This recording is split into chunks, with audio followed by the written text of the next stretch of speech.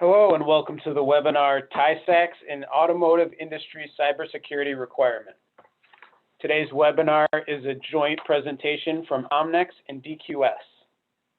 Today's presenters are Martin Hedwer, Managing Director of Omnex Europe, and Laura Flanagan, Lead Auditor and CMMC Project Manager. Martin Hedwer is the Managing Director for Omnex Europe. He is also the Director of Integrated Management Systems, a Senior Consultant, and a Certified Corporate Trainer for Omnex. He maintains more than 20 industry and professional certifications for various standards and professional associations. He is a certified VDA and Exemplar Global as a lead auditor who specializes in the implementation of integrated business management systems and continuous improvement projects. Laura is the lead auditor and CMMC project manager. She has 26 years of experience in the automotive industry with a broad range of experience, including IT, operations, program management, quality, continuous improvement, HR, and more. During this webinar, if you have any questions for the presenters, please enter them in the Q&A box, which is located in the Zoom webinar panel. And Martin and Laura will get to them to the best of their ability at the end of the webinar. If they don't get to your question, we will do our best to reply to your question via email or a follow-up after the webinar. Just wait for our response. All right, Marty and Laura, you can take it away. Thank you, folks. Obviously, the most valuable thing that we have is our time. I hope in the next hour we're going to provide you a lot of background, some good information about Tisax and about its relationship with ISO 27001. And with that said, please join us for our next webinar on February 25th, talking about information security management as a priority within the industry. So a little bit about Omnex. If you don't know, we are, well, truly to the word, a company of thought leaders. Many of the standards that are out there today that the industry has been using and consuming and working to were written with the help of our SMEs and experts over the last 30 plus years. So if you're looking for specific knowledge or you're looking for specific help, please feel free to contact us. As Miles said, I'm the managing director for Omnex Europe. We have our head office here in Berlin, in Germany. So for those of you that are listening in from Europe today and need some support here on site, we're happy to help you do that. As far as Omnex is concerned, our global footprint, we are. I always like to say, wherever you are, we probably have an office close by. So if you do need some local support, if you're looking for some training, if you're looking for certification, if you're looking for help with your suppliers or audits, you can certainly give us a call and we can support you there. Laura, why don't you take over here? Thank you, Martin, and thank you to the Omnex team for allowing DQS to partner with you guys, not only today during the Tisax webinar, but also the upcoming February 25th ISO 27001. Could you go to the next slide, please? Certainly. All right, for those of you who don't know, DQS, we are a global company as well. We have offices in over 85 countries, and we are servicing in 60 countries. 85 offices in 60 countries, I should say. We have over 2,500 auditors with experience, and we actually have over 65,000 certification locations that span 130 countries across the globe. So truly, we are everywhere our customer, our client needs us to be. Next slide, please, Martin. We are in a wide range of industries and with a wide range of services in all the major segments, including the information security and as well as integrated management systems. Next slide, please, Martin. Just a brief dovetail into Miles' introduction. With the 26 years of automotive experience, I've done just about a little bit of everything. I call it jack of all trades, great for auditing. But specifically, I spent the last 5 years in the IT global environment. And with that came the experience of ISO 27001 as well as Tisax. I am a lead auditor for all the main standards, quality, environmental health and safety, and information security, and currently working on the IETF. With that, Martin, you want to give a little bit more about yourself? So there's a lot of words here on the slide. So all that says is that I've been around for a long, long time. And like Laura and most of the people in our industry, we've done a lot of things. We've helped a lot of people. As Miles pointed out, I maintain more than 25 professional and industry certifications. So there's very few topics that I don't like to help with and speak about. So again, if there's any specific information that you need or you're looking for some advice, feel free to contact us, and Laura as well too. All right, so let's get down to what our agenda is. So we're going to talk about what is Tisax and why should you consider cybersecurity certification in general, and then why specifically consider Tisax certification. Then we'll break down the understanding what the Tisax requirements are, and then the relationship between Tisax and ISO 27001. And then I'll turn it over to Martin to go through a brief overview of 27001.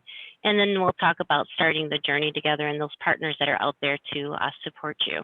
And then, as Miles said, we'll open it up for a question and answer period. All right, next slide, please, Martin. So, what is Tisax? Stands for the Trusted Information Security Assessment Exchange. It's a common assessment using the VDA Information Security Assessment Tool, or ISA, with ENX as the association's governance body. What does it do? It's a powerful tool to see risk and prevent the loss of assets. If you think about it, risk is the name of the game, and it really helps you understand what those threats and vulnerabilities are for the potential risk to those assets. Next slide, please, Marty. Okay, so before we get into why cybersecurity certification in general, let's take a look at the bigger picture and let's talk about the Internet of Things. If you think about it, in the last 5 to 10 years, the number of devices that are connected to the Internet have exploded. It's well beyond the original computers, laptops, and cellular phones and printers. It's now in our digital cameras, our baby monitors, our watches, even our refrigerators. So when you think about that explosion of connectivity of the things, you have to think about that it also opens up the areas for additional vulnerabilities. And it's no different than in our house, but also in our industries and our workplaces. Next slide, please, Marty. You look at the global utilization of electronics, they're everywhere. The number of plugins and devices that are connected to the Internet of Things is just, it grows exponentially every year.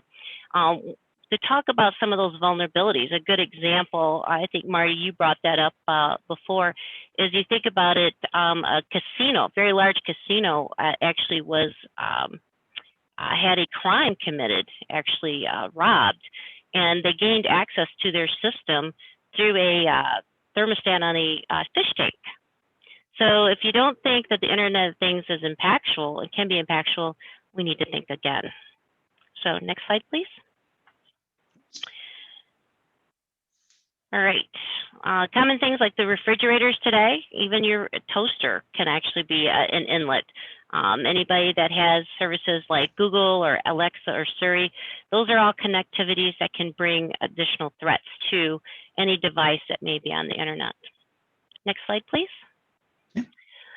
All right, we talked about the number of cell phones and computers and tablets of exploding, but we also have the number of Internet users. We have almost 4 billion email users in a given day, with almost 250 billion number of emails being exchanged in a given day. So when you look at the data that is flowing through the world, we have over 10 billion USB connections that were in existence in 2012, grown by leaps and bounds of 3 billion per year. That would put us, somewhere in the just under 40 billion USB connections today. And Bluetooth is even accelerating at a higher rate. Back in 2013, there was an estimate of about 32 billion devices, Bluetooth devices, growing at 8 per year. It doesn't take much to say that's almost 60 billion. So each of these devices, including our cars that are now connected to global comms, are all potential inlets for threats in the internet environment. And one thing to think about, you think about the data that is being consumed. One of the big things is autonomous cars and driver assist systems. It's averaged that the average autonomous vehicle is going to tear through 40 terabytes of data in an 8-hour driving period. So you can see just that alone is going to significantly cause a lot more data exchange and, again, a lot more vulnerabilities. Next slide, please, Martin. Just a brief is additional activity that's out there. You think about social media and the explosion of social media. If we just use the Facebook example alone, over 8 billion videos are viewed each day on Facebook. Not to mention, almost 500 million photos, or a quarter or a third of a billion of those photos. You look at all that; those are all inlets for potential exposure. So if you allow your employees to have access to LinkedIn or Facebook, those are all potential threats that can impact your environments. So with that, understanding the bigger picture, I'm going to turn it over to Martin, and he's going to talk about a little bit about why consider cybersecurity certification. Martin? Okay, so thank you, Laura. We'll come back to Laura. We'll get some more of her auditing and implementation insights here in just a little bit. But I want to ask you to consider for a moment why do organizations and individuals actually require a cybersecurity certification, and also to reflect a little bit about our own attitudes and our own impacts that we have in terms of cybersecurity and our relationships with our customers, our suppliers, and also the organizations that we either manage or work with. And so the biggest thing about the standard talks about the protection of organizational assets. And we're going to talk a little bit later on about what those assets are. But we also need to think about what critical information do we need for our business. We also have an obligation to protect not only ourselves, but to protect our customer from any loss of intellectual property or other assets that could be impacted or stolen or corrupted. So what are those? What are these assets? Well, we talked a little bit about intellectual property. What about financial information, right? What about key financial information? What about if we were in the software? What if we were to lose our code or lost access to our architecture? We have customer-owned data and we have customer-owned tools, things that are given to us to care and control for the manufacture of products. What about personal data? Personal data that resides with us, on our systems and our devices, but also personal data that resides within the organization or within the supply chain. Product designs as an example of intellectual property. And of course, proprietary secrets, those things that make us who we are, that gives us the advantage over perhaps our competitors in the marketplace. Organizational knowledge, it's one that comes up quite often. There's a requirement, obviously, in the standard to gather and maintain and disseminate organizational knowledge. But how do we do that? And once we've gained all that information, how do we protect it? How do we protect it from loss? Risk assessment. Well, that's the question. When we start talking about assets, and of course the impacts to loss, we also have to consider what is the potential damage if our customer or our organizational assets are compromised. Is it potential damage that is long-term or severe? Is it damage that could be significant or something that might hurt us in the medium term? Or is it something that's less important, something that's minor, but still could be painful if that information was lost or corrupted or hijacked in any way? And so we're going to talk a little bit more about risk assessment and risk management as the webinar progresses. But what's the process? What system do we have in place to identify which of these items might cause for us severe damage or an elevated risk of damage? By what means do we have identified in place a way to assess the potential damages? And so let's talk about a few recent news media items. And so it wasn't that long ago, actually Christmas, December of last year, where hackers actually compromised the cloud services through a third party. And that, of course, put their customers and those user of those cloud services at potential risk. We don't want that. We want to not only protect our customers, but we also want to protect the entire supply chain and, of course, the users of our data. Standards today, the management system standards today, are pretty heavily laden with requirements to protect the organization from the violation of legal and regulatory items. You won't find too many management systems today that don't require the organization to have a process and policies to manage their legal and regulatory compliance items to which they subscribe. So thinking outside or aloud, what does your organization have in place to ensure that somebody doesn't get fined or potentially worse, have to pay damages, or worst case scenario, go to jail because they violated some type of compliance or regulatory item? These things can get very, very severe. So there's another reason for certification. We also want to protect our organizational assets from security breaches or damage.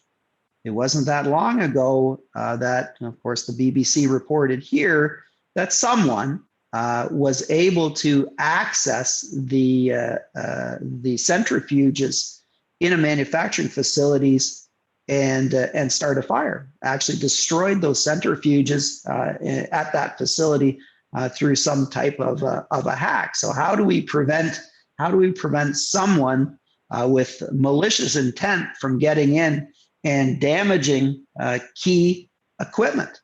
It's not just about data and information, but what about actually damaging key equipment? And as Laura just pointed out a moment ago, theft from the casino through some other nefarious or malicious things. And then, of course, we need to consider the costs.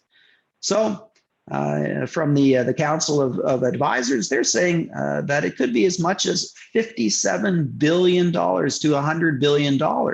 And over that 10-year period, we could be looking trillions of dollars in cost. Got to consider our assets and our legal and regulatory requirements. But what about the rest of our silos within our organizations or partner organizations? Again, wasn't that long ago that somebody actually breached through a cyber onslaught the National Nuclear Security Administration, the people that actually control the US nuclear weapons stockpile. And so the question is, if we have silos within our organization, or if we operate with silos, who keeps those silos secure? And who are our process owners? There are different names for process owners. They could be asset managers. They could be information security owners. I guess it doesn't really matter what we call them, as long as the assets and who is responsible for keeping them secure is not only named and known, but are those people competent? Do they know how to keep those things to which they've been assigned secure? Sounds funny, but it wasn't that long ago that somebody actually hacked the emergency broadcast system. And so I think in the west of the United States, in Great Falls and other places in Montana, somebody started broadcasting a zombie apocalypse. Now, okay, practical joke, kind of funny, but how did they do it? How did they hack the emergency broadcast system? Obviously, a key piece of infrastructure in the U.S. Well, quite simply, is somebody forgot to change the default passwords on the server, and so whoever this was actually just went to the server, had an information packet about those servers, and looked to see what the factory default software setting was, and changed it and hacked their way in. So being sloppy with default passwords or forgetting to change default passwords can lead to some pretty bad situations. In this case, it was a prank. The next time, maybe not so much of a prank. And yeah, you don't want Terry from our information security and technology team catching us being lazy with password security. So what's the organization's information security management policy tell us about our passwords and when we need to change them, or the frequency that we need to change them and update them? Not only just change them, but are they strong or secure passwords when we change them? And so do we do it every week? Do we do it every month? Is there some other type of policy? Is there some other type of token system that we have that drives us to make those changes? What is that policy? And again, I asked you earlier to reflect on our own piece of the puzzle here. And so how often do we change our organizational passwords to keep our information and the organization safe from potential threats? Another piece of reflection. You ever started to panic a little bit when we forgot that password, that login password for an important file or an important location on the network? How did that feel? Think about that for a minute. How did that feel when we no longer had access because we lost the password, or somehow the password that got changed? Obviously not good, right? Often that does not feel good. Have you ever panicked when you lost your laptop, Sasha, or you put your phone down somewhere and it went missing?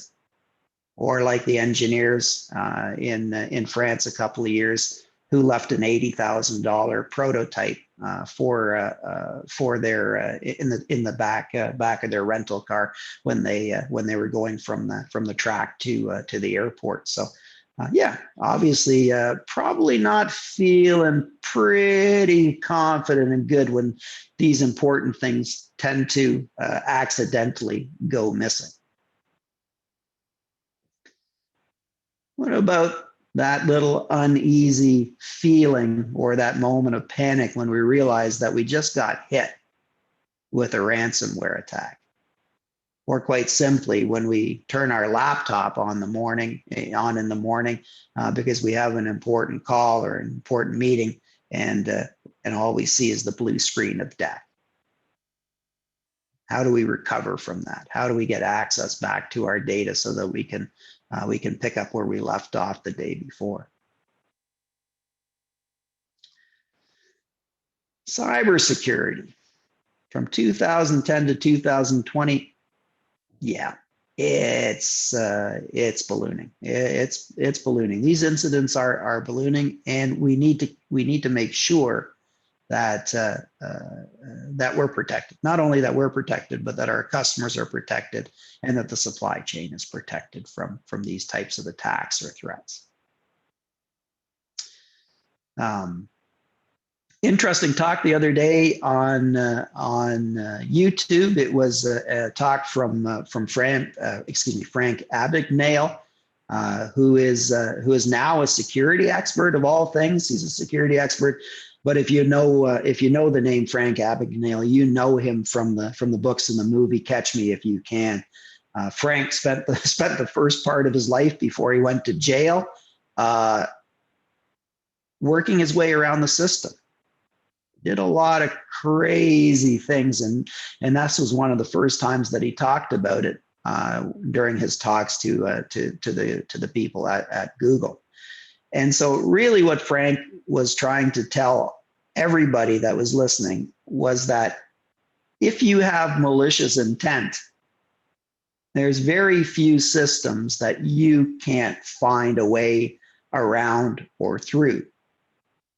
And so how good are those systems? How good are those processes that we have put in place? How frequently did we test the security of those systems to keep people just like Frank out? To keep them out of our information, out of our data, out of our organization, and away from our assets. A good video. It's about 25 minutes. If you get a chance to watch it, I strongly suggest that you go on YouTube and type in talks at Google and look up Frank's video. It's well worth the half hour of time to look at that. Okay, is that my end, Laura? Yeah, that is. So Okay. Thank you. One of our questions was, are we going to talk about Tisax in the automotive domain? And yes, the answer is yes. We also had another question regarding how does Tisax relate to NIST? And when we get to the section on ISO and its relation to Tisax, I'll also kind of cover that as well and kind of bridge to the CMMC stuff. So I am monitoring your questions, so I will ad lib as I can to bring them into focus here. So why should you consider Tisax certification? So next slide, please. Thank you. All right. The automotive car today is much different than it was 5-6 years ago. If you take a look at this, is a pictorial from an electronic car today and tomorrow was the article, and you can see all the major systems and or components that are now electronic in nature.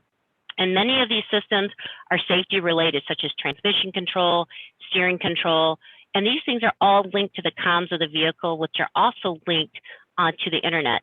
So as you can think about it, the world is changing, and the number of components and systems on the car are becoming more and more integrated into that internet connection. Next slide, please. So if you think about all the number of components and systems that go into an automotive vehicle, and like 40, 50,000 different parts, if you will, you got to think about the total supply chain. And give just a quick pictorial on what I call the day in the life of a mechatronic device. If you think about it, you have your customers, they're in one location, they're engineering, they're purchasing different. Even your own organizations could be split up with operations in one area, engineering and sales in different areas of the world. And then your supply and sub-supply base can be truly a global supply chain. So if you look at the little clouds over each of these items, these are all the people that are now interconnected just to go into the manufacture or development or design of that mechatronic device. So it's no longer just about you and your system and security. It's about everybody who can touch your system and information you send out of your system. Next slide, please. So if you think about it from a risk perspective, on the left-hand side, lower left-hand corner, you know, we have an IT risk pyramid, and you talk about the layers of protection, or could be failure modes in connectivity, in your intranet, to your devices, to your servers, to your applications, and to your files. Well, it's not just yours that you have to worry about. It's everybody who touches file exchanges, CAD data that goes across, could be embedded software that you move across the globe, could be emails you exchange. Keep in mind that that risk is also your risk. It's also the customer's risk. And that's why a lot of the OEMs have, really started pushing Tisax a couple years ago, but it's starting to pick up momentum because they see the potential magnitude of this risk. Keep in mind on the right-hand side, the inverted triangle talks about your best lines of defense. Your users are both your largest vulnerability and your first line of defense in information security. And then it goes down through your different protections through firewalls and stuff like that. So it's really, to understand Tisax, it kind of goes beyond your four walls, and it also talks about that supply chain and connections to third parties. Next slide, please. So now we're going to talk about the process for certification for Tisax. Yep, you can go to the next slide, Marty. So there's a white paper out there for you can reference. It's on information security risk management by the VDA. It was published in July of last year. You may want to take a look at it for additional information. Next slide. Okay. So one of the things that the ISA, or Information Security Assessment under VDA, covers, it covers what are 5 main pillars. The 3 blue boxes at the top, which are also prevalent in ISO 27001, is really, looking at protection of confidentiality, integrity, and availability. Okay, where Tisax takes those fundamental or foundation pieces and it adds the layers of what about high protection needs and very high protection needs. So Tisax looks at, from the bigger picture, all 5 pillars, plus your maturity level, where you're at in your management system, versus an ISO 27001 is, are you compliant or non-compliant? But it doesn't take into consideration necessarily those additional needs that the automotive segment has seemed to be important. So that really comes back on those expectations of those interested parties. Next slide, please, Marty. Okay, so as you start your Tisax journey, understanding the relevance of those interested parties, what their requirements are and what their needs are. So you need to understand that bigger picture throughout the supply chain to make sure that when you go to start the process and you're looking at your self-assessments and what you're going to apply for, you know what that baseline expectation is. Next slide, please. All right, there is a Tisax handbook out there available. It's available to be downloaded. One of the things that you got to start with is understanding where your partners are expecting you to be. There are 6 maturity levels, level 0 through level 5. Typically, level 3 is what's expected. That's a managed maturity level. But you want to make sure that you converse with those interested parties and make sure that you understand what that level is so that you can start the journey. Based on that, you can go through and understand what the expectations are of that level. They're located in the VDA ISA Excel doc, which we'll talk about a little bit. And one of the other things is the assumption when you go through a VDA ISA is that you have and already have in place and you are maintaining an information security management system. Now, those are very complex items, can be overwhelming at times. It's really good to understand what your partner's expectations are to make sure that you're meeting that complexity. Next slide, please. As I talked about the 6 different labels that are available, it really comes down to the majority, if everybody is looking for at least a level 3, and that's a managed level. So that means you have a PDA cycle in place, all the pieces are there, and it's kind of functioning as a management system, where levels 0 to 2 are kind of getting that management system in place. And that desired label expectation comes from your external needs from your customers, maybe your internal wants, maybe you have a risk assessment group that's looking for that, kind of help you define what that final level that you're looking for. Next slide. as I said, this one talks about the established. 0 to 2 are really the incomplete, performed, and managed. 3 is that established, where it really starts to do that continuous improvement cycle, where if you've evolved to a level 4, you're starting to be predictable. And 5 is you're optimizing, so you're really short-circuiting that plan, do, check, act cycle, and you're really using it very well. And the next slide, go ahead, Marty. We'll talk about the details for level 3. Make sure you got your standard processes are in place and deployed. Everybody is defined for their roles and responsibilities and are competent. The resources in place, they're available, managed, and maintained and evaluated. And then the data, you're actually getting data through your objectives and monitoring measurement, but you're also reacting to that so that you can continuously improve and close any gaps that you may identify through your management system. All right. Next slide. Now we're going to talk a little bit about the process to certification. All right. So if you go to the next slide, please, Marty.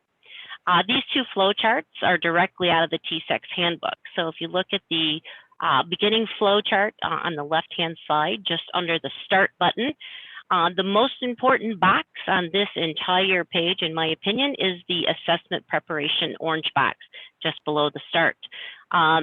Really, you have to understand what level you need, where you're at, what are your gaps, and how fast can you close the gaps.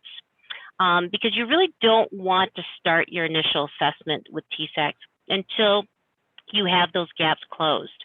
You say, why would you say that? Well, because here's the concern is, once that initial assessment starts, all right, the clock starts ticking, and you have 9 months from the initial assessment through any kind of corrective action closing to be able to get to the Tisax label.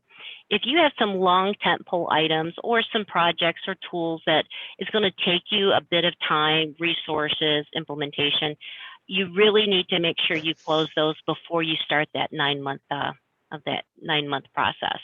Okay, but very similar to other management system certifications, they're going to go through the assessment. Are there any nonconformities to the level that's expected? They'll write that. You'll have to correct those corrective actions. If they're acceptable, you may be able to be eligible for a temporary Tisax label, but they'll have to come back and make sure everything is closed out prior to issuing the permanent Tisax label. And then once the Tisax label is in place, then it's a 3-year recertification. Next slide, please. Okay, this is just the process steps in a more written form. So first thing, the most important is to complete your self-assessment and gap closures and have that conversation with those interested parties and their expectations. Next, when you're ready, you can register with Tisax on the Tisax platform. Then the next step is to clarify and contract. This is where you'll discuss scope and make sure you understand what are all in scope, whether it's one location, multiple locations, that type of thing. You get that narrowed down. That way you can understand what the assessment is going to be done. And then the step 4 is really, it begins with a kickoff on the online conference with the assessor. So preparing your assessment, going through that self-assessment information.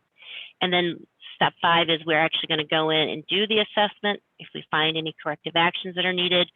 6 and 7 is getting those closed out. And then of course, 8 is kind of closing out the audit and issuing that label if everything is good to go.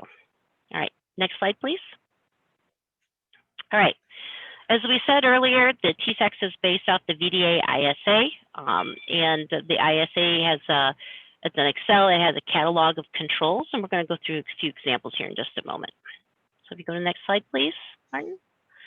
All right, so as we go through the tool, your first thing you're going to do is your gap assessment. Are you okay or not okay? If you're not okay, what do you got to do to improve? And you kind of do that cycle until you're ready to kick off the actual initial assessment, and then you go through the formal assessment process. Next slide. All right. This is what the VDA ISA tool looks like. So this kind of gives you the introduction of what's included.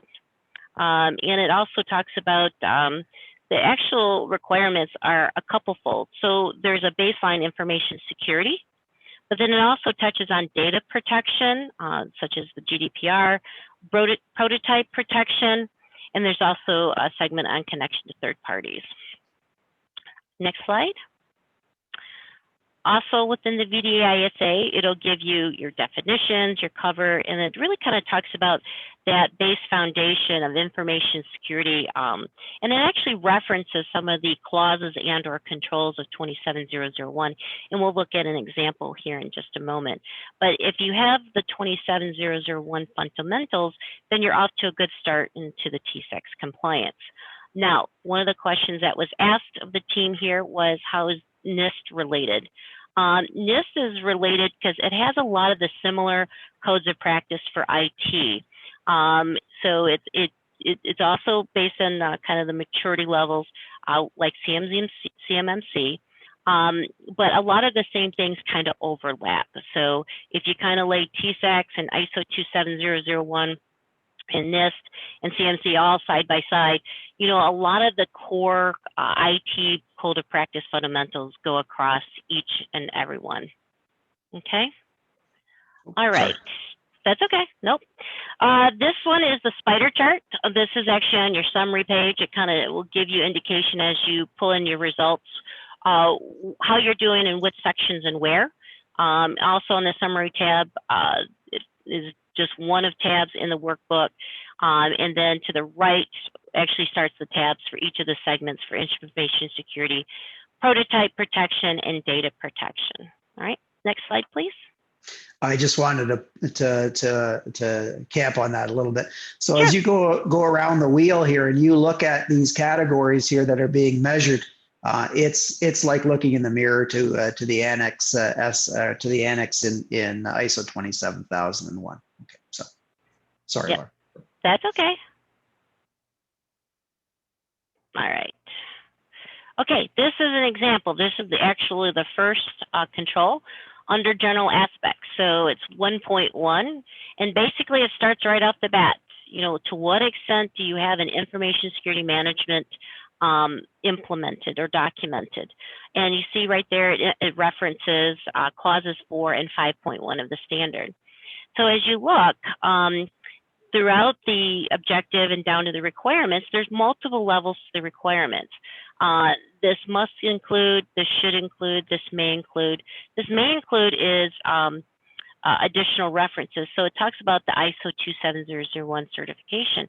If you have those, then guess what? You are well on your way.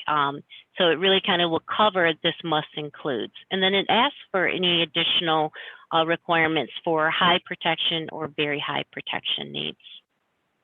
Next slide, please. As you start your Tisax journey, one of the things you need to go through and look at is the statement of applicability, very similar to ISO 27001. Maybe not all the controls are applicable. So here's an example that Marty had put in is, for example, if you don't have trial vehicles that are on site or under your care, they're not applicable, right? So you want to make sure that you identify what controls are applicable, which are not, before you go into your assessment. Next slide, please. All right, so this is a copy of the summary results page. So as you go through each of the sections, on the right-hand side will show the maturity level, and then right next to it will show your results. So you'll easily be able to see what you're meeting, what you're not meeting. But the other nice feature about Tisax is that if you are over meeting a maturity level, you may want to cut back on that particular aspect. So up in the upper left-hand corner, you'll see results would cut back to target maturity level. This helps you kind of identify if you have resources that are being expounded over here, you may want to take some of those resources and redeploy into the areas in which you have a delta. Next slide, please. All right, there's key terms, just like with any other requirements. Talks about the shalls, the shoulds, the must, what's high versus what's very high. So you want to take a look and make sure that you understand what those musts are because those are the things that you need to make sure that you have documented and objective evidence to cover it. All right. Next slide, please, Martin. All right. So when we're looking at very high data, there's a couple of key segments. One is special data, which we'll talk about here in just a moment. But the other one is prototype parts, prototype vehicles, testing vehicles, and event and photo, film, and shoot. So if you guys recall that as prototype cars or parts are being built, they may not always be off a production process. So they may have additional vulnerabilities that are out there. So they're very particular to really understand what are those controls and for those with those parts, especially any that had embedded software and can connect to the vehicle comms. Next slide, please. All right, other special data, which goes by regulatory and legal, such as the GDPR, anything else that's a requirement for PII data or HIPAA, any information like that can be gotten into a system. And then by contract with your customers or their expectations. Okay. For prototypes, remember that it really focuses on that because this has been an area of vulnerability for the OEMs. And they want to make sure that they truly have that stuff, not only from an intellectual property asset, but also any kind of vulnerability on the information security side. And Martin had put a quote in here, and I think it's a great quote because I have a friend that has done this in the past. If you want to see what your competitors are working on, just go to their sub-supply base and take a look around. You'll find stuff around and ask a few questions, and you may find out more than you probably ever wanted to know. Okay, so the relationship between Tisax and ISO 27001, very similar, separate levels, but a lot of those foundational information security management and a little of the code of practice protocols kind of overlap, such as they do with the NIST and otherwise. All right, next slide.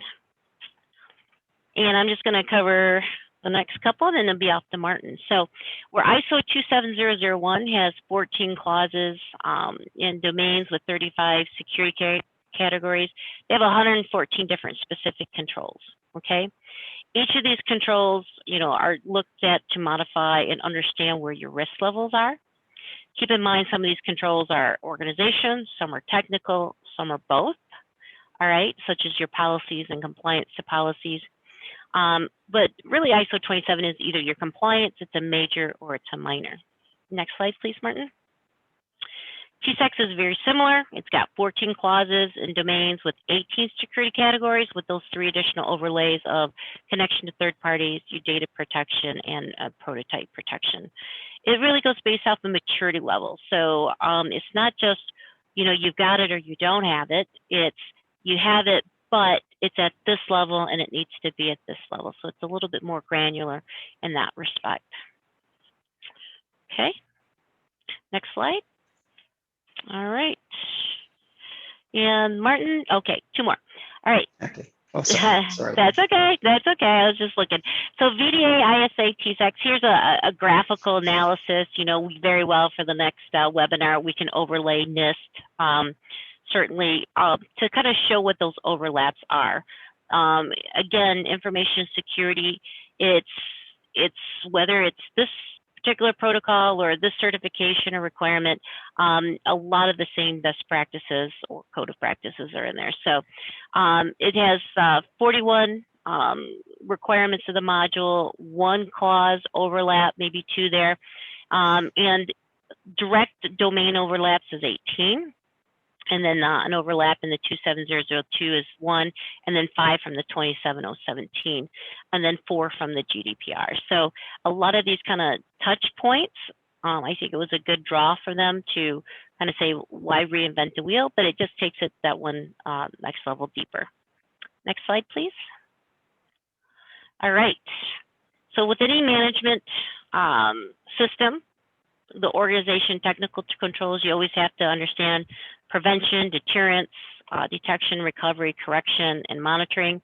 But most important is awareness, whether it's awareness to the end user, who again is your first line of defense, and also your largest area of vulnerability, but also those key technical users of the IT systems, security analysts, and your data protection officer, and managers. Everybody needs to know what their role is, and they need to make sure they're aware what that role is and are trained and are competent to meet that role in your information security management system. So with that, I'm going to turn it over to Martin, who's going to give you a brief overview of ISO 27001. So thank you, Laura. Yeah, I know it took a little while to get to Tisax here, and I'm just going to blow through some of the information here in the last few minutes about 27001. I see that we do have some questions which will take some time to answer, but if you just bear with me for a minute, I think it's important that we talk about it. So there's a bunch of related standards related to risk management and information security management. As I said earlier, and as Laura pointed out, there is the Annex A controls, and we should be familiar with those because they do overlap quite a bit. And again, the VDA ISA, the Information Security Assessment Catalog, is also very closely tied to that. So a couple of things from ISO 27001, and again, we're going to have at the end of the month here an ISO 27001 webinar, and I think it's very important as was stated earlier. This Tisax and the annex to 27001 are closely tied. You really can't do Tisax.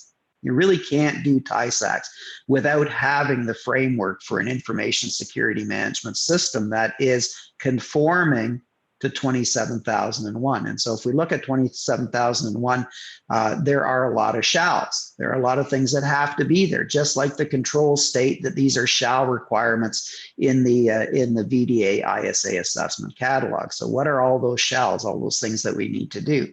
And I think one of the important things is that top management, leadership needs to understand that they need to integrate information security management system requirements into organizational processes. This is not something that can be put on the side. It has to be fully integrated into the business. This is what the standard says. So if you're top management and you're wondering what's my role, this is it. This is my role with this. I need to somehow integrate information security management system and Tisax requirements into the business. I'm also responsible as top management for organizing roles, responsibilities, and authorities. Who's my captain? Who's my police officer? Who's my lawyer? Who's my firefighter? Who's my IT person or persons, right? Who's on the team to help manage the system? As I said earlier, in terms of silos, who is that information security person, right? Who's responsible for what? And more importantly, are they competent? Are they competent?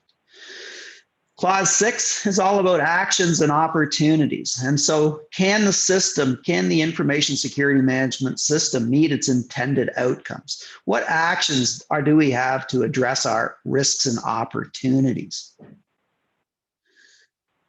We need to have a process. The organization shall define and apply an information security risk assessment process. So that's not something that we should consider. It's something that we need to apply. And of course, if we don't manage our risks well, good luck in our new job.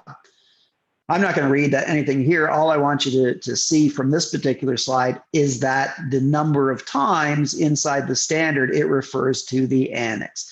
And that annex then goes to this wheel of cheese over to the right side. And as we look at those items, those 18 or so items, we can overlay them with Tisax.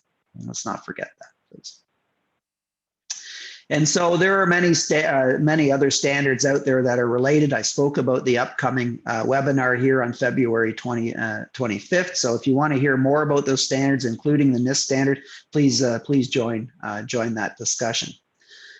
Another part of the 27001 is about communications. What are we going to communicate? When are we going to communicate? To whom are we going to communicate? And who shall communicate? And how do we do that? So what's our method for communicating our requirements throughout the organization and down through the supply chain? Again, within the standard, we have a lot of shalls. And so the organization shall plan, implement, and control the processes needed for information security and to meet those objectives. How are we going to do that? How are we going to operationally control our systems processes. Well, one of those things is we need to do an assessment. And when do we do the assessment? Well, we do that when there are significant changes that happen or are proposed. How effective is the system after those changes, right? Have we done our due diligence? Have we looked at the risks? Have we understood the residual risks after making those changes? And so how are we going to treat those? It says shall implement information security risk treatment plan. What are we going to do? Are we going to retain the risk? Are we going to mitigate the risk? Are we going to transfer the risk? How are we going to treat that risk? And as I said earlier, there are other standards. So if we look at ISO 31000, the framework is the same: risk identification, risk analysis, risk evaluation, and risk treatment. So we can gain some information from the other ISO standards that are out there related to information security and for risk management to help us implement an effective information security management system. And so what do we do in terms of information assessment? If we start evaluating from an FMEA basis, what is the probability of the loss or the theft or the damage of our assets? And can we quantify that risk? Can we quantify that risk if the polar bear breaks in and steals our car? All right, so it is a journey, and so we're here today to talk about that journey and how potentially we can help you do that. Laura mentioned about the Tisax handbook, and so no shortcuts. There are no shortcuts, but there is a right way. There is a right way to do that, and you can ask us, and we'll be more than happy to help you understand and implement the Tisax requirements and the information security management system conforming to 27001. We need a roadmap. We need a roadmap to get that done, and Laura's going to talk to you a little bit about some of that information here in a minute. The first thing that we talked about in terms of the assessment is doing a good gap assessment. So who's going to be on the team? Who's going to actually help us do that good gap assessment to get from our current state to what we could say could identify as the ideal future state? And so, oftentimes we find as we go around in our many years of experience that self-assessments are often quite biased, and sometimes it really is good to have a fresh set of eyes, a real SME to come and help look, right? Sometimes we find things that the organization doesn't or refuses to look at. Okay, Laura.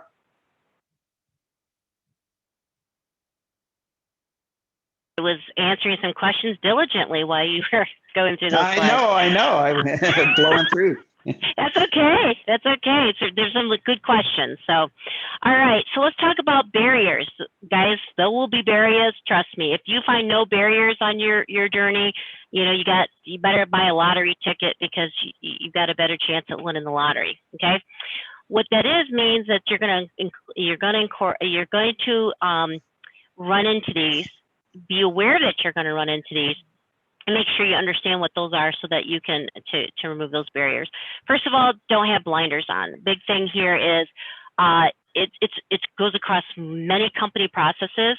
It's not an IT thing. If you think it's just the IT function, think again. It has to be cross-functional. Make sure your owners don't stray away from their processes. They have to own the process beginning to end, where it goes across multiple functions. And make sure that people understand and have the competencies they needed. If they don't have the competencies, they can't do the job effectively. And a team is only as good as its weakest link. Make sure you're not missing any requirements.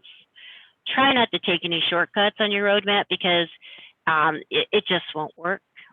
Make sure you don't have any missing interested parties, whether they're external or internal. Externals can be your customers. They can also be your supply base. And internal could be not only your IT team, operations, but also quality or even risk management groups. Please don't say you don't have a plan, all right? Gotta have a plan. This is such a complex topic that you have to have a plan. And here's the thing is, don't be afraid to tweak the plan. Not all plans are successful right out the chute. Make adjustments as you go along. and make sure that you're managing your risk. Make sure you have effective risk identification, assessment, priorities, treatment, and then understand mitigation and whether or not you're going to accept certain risk. Next slide, please. All right. Martin put this in. I think it's a great slide. Are we in control, or are we just along for the ride in the unknown? You have to ask yourself, because if you're not in control, that's okay. You know, we need to understand that we're not in control. So how do we get control? How do we start with that self-assessment, really understand what our needs are and where we're going to go? Okay. I think with that, next slide, Mr. Martin. I think it talks about the upcoming trainings that you guys have available. Do you want to cover those? Yes. So yeah, I was just going to say we do on the website. We have a lot of information that's on our websites. You can go there and look for our coming webinars. I think most of you that now that you've registered here, you'll probably get a notification from Miles and others in our group as to what's available. Again, I encourage you, if you're interested in training and certification, we do have a class. Coming up. So, Laura, why don't you talk a little bit about your global presence in terms of the group, and we'll go Sure. from there. Yeah, as we briefly kind of covered earlier, we're in a lot of segments, you know, such as quality management, environmental, but really information security and data protection. And, you know, one of the things that DQS has done is we started a new company that's now in the family called DQS Cybersecurity Inc.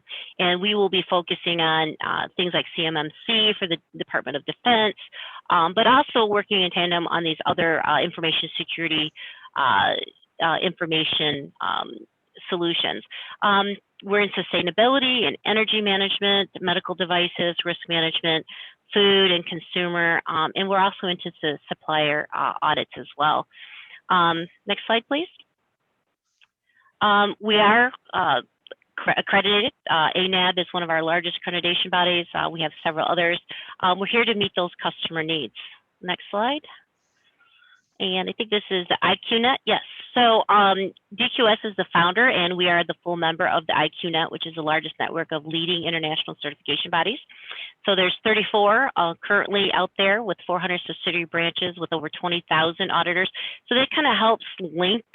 This is a good group that we work with quite a bit, so that we have local offices. So if there's something that we can't complement, we do have partners out there to work to meet our customer needs. Next slide. And I think this is one, Martin, you put in there, is that as you're going along your journey, there are a lot of Tisax audit providers that are available out there. DQS is up in the upper right-hand corner, as well as several others here. Depending on who you currently partner with, you can decide who those partners for you may be on a go-forward basis. Next slide. So with DQS and Omnex, we're here to help you to Absolutely. put these requirements and processes in place. So, absolutely. We do, as I said a moment ago, have an information security management webinar coming up here on February 25th. So please take a time to maybe take a quick snapshot and register for that if you are interested. Again, there are no shortcuts. And we need to have the framework for a good information security management system in place so that we can implement things like Tisax. All right, Laura. Yes. You've been following the questions, yeah. Yes. So let's go through. I think here's a good one that I'm just about to hit the answer on. So one of the questions is, does IATF recognize Tisax? What IATF does, IATF has that requirement for cybersecurity. That was one of the recent changes and/or sanction interpretations they put in there. So if you have a Tisax label, okay, then that will help support that particular segment of the IATF standard. So I hope that answers that one. Another question that was asked was, let's see, why is everything based on VDA and not IATF? The Tisax was built on the VDA information security assessment, where IATF again touches on cybersecurity. It doesn't go to the detailed level of the controls, okay? Another individual asked, are there specific controls covered like in 27001? Yes, very much so. You'll see a lot of the same controls that are in NXA that are in the Tisax VDA checklist. We just covered a policy one, but yes, there are specific items for mobile device, telenetworking, those type of controls that are out there.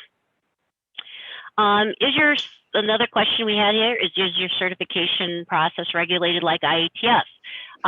Yes, so there, as I said earlier in the broadcast, that it is governed, it's governed by ENX, and they're the governance body for the Tisax registration and labeling process. Here's another good group, because this is, really touch on the heart of this webinar. Is if we're already 27001 compliant, should we still go for a Tisax gap assessment and audit? And I said, really, it really depends. If you're just compliant to 27001, how do you know if you have any gaps there? If you're certified to 27001, then you may just want to look at those additional things such as the data protection, connection to third parties, and prototypes to say, are they applicable or not applicable, and do I have those covered? So between those two particular elements, you can decide if I really need to go with a gap assessment, or can I just go forward with a full certification assessment, okay? May I just jump in here? There's Sure, there's go a ahead. couple of questions Perfect. around ISO 21434, which is Sure. requirements for automotive cybersecurity. Obviously, a whole different system, but it looks at the threats in terms of entry to the systems within the vehicle. It is distinctly different, but there are many related characteristics. For instance, understanding the risks about a security breach within the vehicle and its systems as well too. Pretty different type of standard, but many of the same things to have to consider. Very good. I have two more questions that I think that are good that for the group is Tisax required for tier 2 and tier 3 or only tier 1? Good question. The question is, go back to your interested parties. Different OEMs have different expectations. I think that they're more focused on those tier 1s to begin with, and then having the tier 1s kind of manage the sub-supply base. But really, take a look at the risk. If you have a supply base and you have a particular number of them that are higher risk, that may touch electrical components, processors, embedded software, you might make those, targets of those high priorities, if you will. Let's see. Okay. Here's a question, and I think this is for Omnex. He's a certified lead auditor under our ABQSA, and he's wondering if Omnex has an auditor working in Canada, ABSK, or the British Columbia. So I think maybe you guys can touch base offline and Yes, support him. Yeah, that'd be great. Here's a good question. We do in Canada. We do a lot of work in Canada. We do a lot of auditing in Canada. Yes. Perfect. Okay. Great. So two more questions here, and I think says how does a QMS rep play into the Tisax system? This is a good one. So quality management system reps are really good at the management system, corrective actions, making sure you have metrics and the process approach. Really, you have to understand if they have some IT experience to be able to test those controls.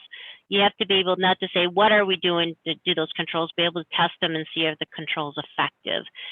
So depending on the QMS rep and depending on their experience, you may have to draw in maybe some technical experts from the network security group to kind of help with that verification or test.